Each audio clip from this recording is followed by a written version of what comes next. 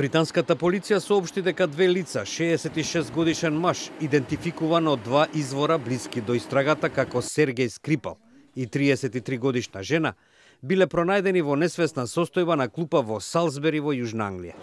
Тие наводно биле изложени на непозната супстанца. И двајцата биле во критична состојба и се наоѓале во интензивна нега.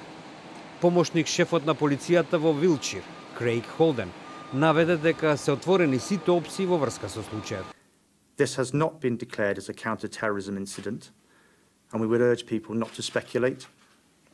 However, I must emphasise that we retain an open mind and that we continue to review this position. Джейми Пейн, очевидец кој го открил Скрипал, вели дека ги повикал надлежните за итни ситуации, откако другите на местото на настанот не можеле да добијат врска на нивните мобилни телефони. Тој изјави дека мажот и жената биле полупарализирани и повраќале. And then the man started throwing up, but it was weird. It wasn't like normally when someone throws up. Like you couldn't see that he was visually throwing up, like his throat wasn't moving.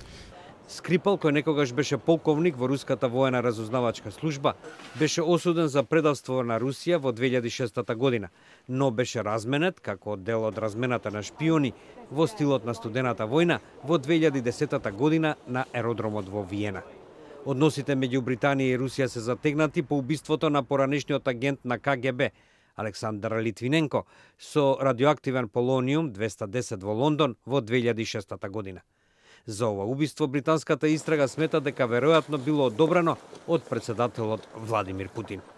Кремљ постојано негира каква било вмешаност во убиството.